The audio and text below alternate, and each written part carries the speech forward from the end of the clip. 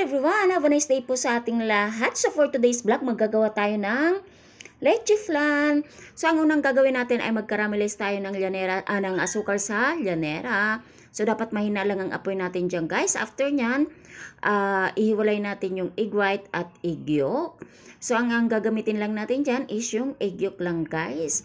So ang ginamit ko dyan is isang tray na itlog na large size at 3 condensed at 3 ibap din. So, ganyan tayo magluto ng leche flan. So, yung iba naman na ginagawa ko is sinasama ko yung egg white pero mas maganda kapag pure na egg yolk kasi nga is mas makinis at mas masarap. Parang mas masarap siya pero hindi naman halos nagkakaiba. So, ayun lang. Depende sa ating customer kasi eh. So, ayan, ilagay na natin yung ating ibap.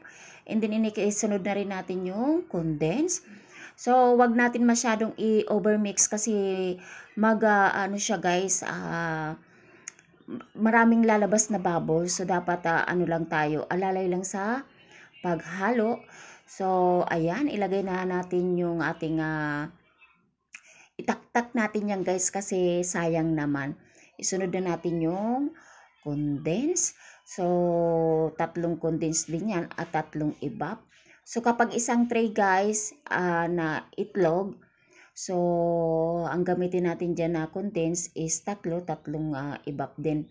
So, isala lang natin to ng 3 times or mas higit pa para mas pinong-pino yung ating leche flan.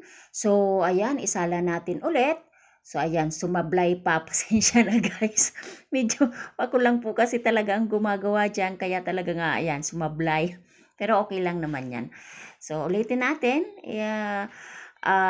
Isala pa natin yan, guys. So, kumuha ko dyan ng mas manipis na salaan para sure talaga na matanggal yung mga bubbles. So, sinala ko pa siya ng isang beses dyan, guys. Kasi medyo maraming mga bubbles. So, ayan na po yung nasala natin na napansin nyo guys wala siyang bubbles na nandyan. So ilagay na natin yan sa ating nakaramelize sa asukal doon sa llanera. So ayan, nakapagawa tayo dito ng 10 pieces na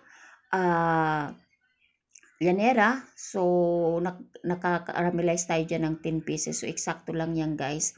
So maglagay tayo ng tigwa 1 cup na 1.5 cup po pala yung nailagay ko dyan kasi dinagdagan ko pa siya eh. So, ayan.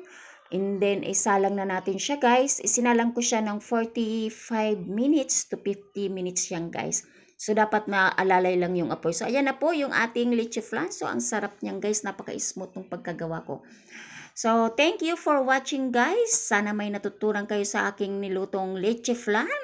So, kung gusto nyong gumawa niyan, PM lang po guys. Or kung gustong mag-order, PM lang din po. So, ayan. Ang ganda ng outcome ng ating leche flan. So, thank you, Lord. So, ayan. Thank you sa nag-order.